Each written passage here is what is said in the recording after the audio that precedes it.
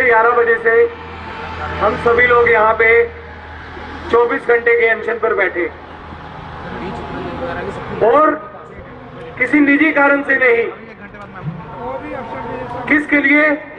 पिछले कुछ महीने से देश में arm forces special power act को हटाने के लिए और भारतीय सेना को बदनाम करने के लिए जो मुहिम चल रही है, वो मुहिम बंद होनी चाहिए। जो चाइना और पाकिस्तान के पैसे पर भारतीय सेना को बदनाम करने का कार्य चल रहा है, वो बंद होना चाहिए।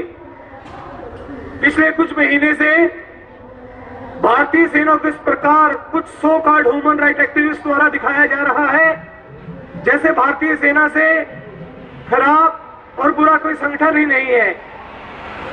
ये मानव अधिकार कार्यकर्ता बनाम दानव अधिकार कार्यकर्ता मेधा पाटकर, संदीप पांडे, अरुंधति राय, प्रशांत भूषण, गौतम नवलखा और Sonia Gandhi national advisory committee में बैठा हर्ष मंदर चाइना और पाकिस्तान के पैसे पर जस्टिस और अफजल गुरु की दुकानें चला रहे हैं। तो देश की संसद में जो हमला करता है अफजल गुरु, उसके नाम पर जस्टिस और अफजल गुरु की दुकानें चल रही है। और आज वही लोग कश्मीर से लेके नॉर्थ ईस्ट तक arm forces special power act को हटाने की डिमांड कर रहे हैं। अगर इन लोगों के इतिहास को देखा जाए तो ये वही लोग हैं जो कहते रहे हैं कि कश्मीर कभी भारत का हिस्सा रहा ही नहीं। 16 अक्टूबर को कश्मीर में एक arm forces special power act को हटाने के लिए एक मार्च चालू होता है। उस रैली में मेधा पाटकर और Sandeep Pandey, the so called human right activist of nation, Hurriyat के नेताओं के साथ, अलगाववादी नेताओं के साथ मन साझा करते हैं और उसमें नारे लगते हैं कश्मीर को आजादी दो और अफजल को न्याय दो।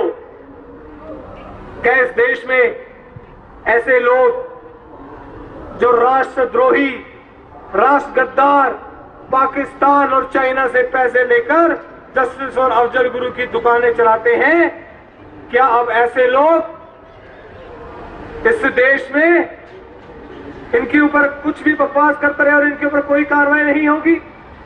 लेकिन जब ये अपने पिछले 20-25 साल से कश्मीर को भारत से अलग करने के सारे जो इनकी मांग थी उसमें सफल साबित नहीं हुए, तो आज इन्होंने नया तरीका अपना लिया, arm forces special power act हटाई जाए।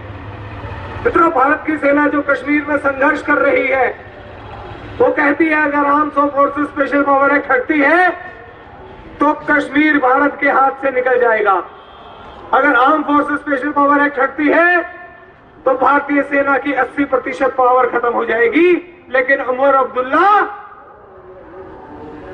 कश्मीर का मुख्यमंत्री है या लाहौर का मुख्यमंत्री है? उमर अब्दुल्ला एक ट्वीट करके कहता है कि मैं arm forces special power act हटा दूंगा और उसके 2 घंटे बाद जब कश्मीर में 7-8 बम विस्फोट होते हैं तो उमर अब्दुल्ला का चाचा और मुस्तफा कमाल फारूक अब्दुल्ला का भाई ये कहता है कि कश्मीर में जो बम फटे उसमें भारतीय सेना का हाथ है। इससे ज्यादा शर्मनाक और घिनौनी बात कोई हो ही नहीं सकती।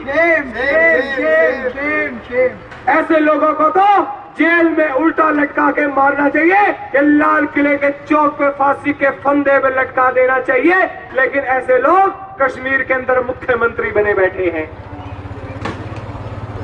मित्रों, अगर सेना के किसी भी, आज हम arm forces special power act और सेना के अधिकारों के लिए 24 घंटे के अनशन पर यहां हम बैठे, हम उसके बाद गृह मंत्री जी को एक मेमोरेंडम देंगे जिसमें हमारी डिमांड रहेगी कि अगर किसी भी प्रकार से सेना के अधिकारों को कटौती करने की कोशिश की जाती है, arm forces special power act को हटाने की मांग की जाती है, तो अभी तो हम 24 घंटे के अनशन पर बैठे थे, लेकिन अगर भारतीय सेना को कमजोर करने की साजिश की गई तो आमरण अनशन पर भी बैठना पड़ा तो बैठेंगे, लेकिन भारतीय सेना को कमजोर करने की ये विदेशी पैसे की साजिश को सफल नहीं होने देंगे।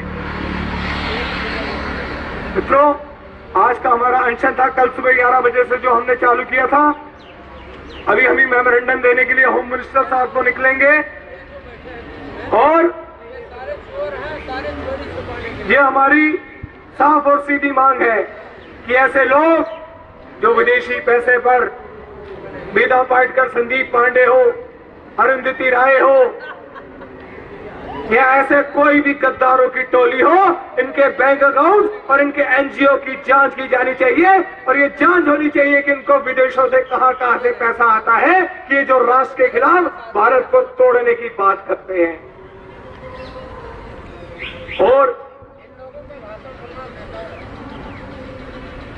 एक बात और मैं कहना चाहूंगा कि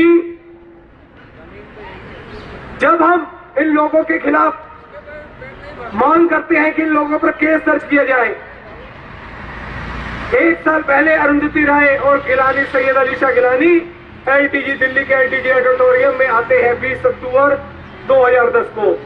अरुंधति राय ये नारा देती है कि भूखा नंगा हिंदुस्तान, जान से प्यारा पाकिस्तान, और कश्मीर कभी भारत का हिस्सा नहीं रहा और कश्मीर को भारत से अलग कर देना चाहिए। तो जब हम उनके खिलाफ केस दर्ज कराने की मांग करते हैं तो 1 साल हो जाने पर भी एफआईआर तक दर्ज नहीं की जाती।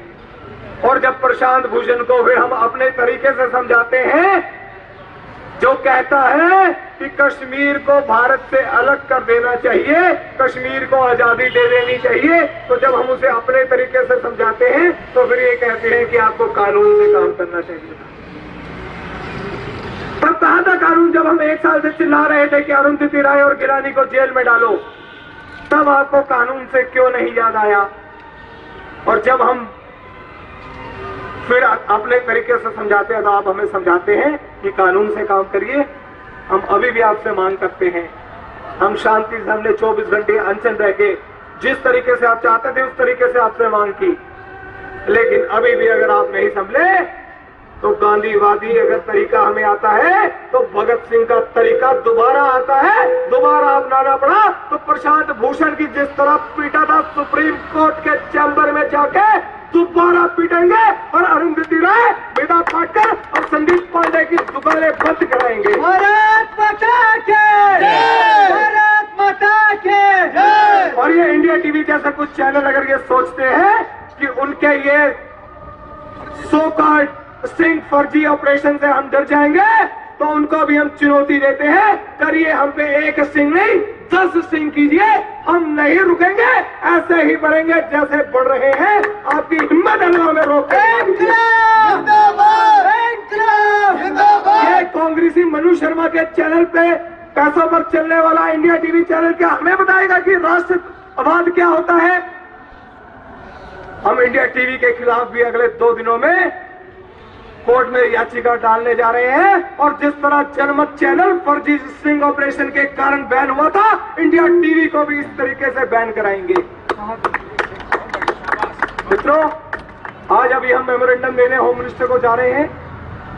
आज का हमारा कल से 11 बजे तक अनशन चल रहा था, इसी के साथ अभी हमारा अनशन अब खत्म होगा। लेकिन ये हमारा अनशन एक सिर्फ सांकेतिक था 24 घंटे का। सेना, एक बार हम फिर कहना चाहते हैं, अगर सेना के अधिकारों के कटौती की कोई भी बात होगी, भारतीय सेना को कमजोर करने की साजिश की जाएगी, तो आमरण अनशन पर भी बैठना पड़ा तो बैठेंगे, लेकिन सेना के अधिकारों को, भारतीय सेना को कमजोर नहीं होने देंगे। जय भारत, जय मातरम। वंदे मातरम, वंदे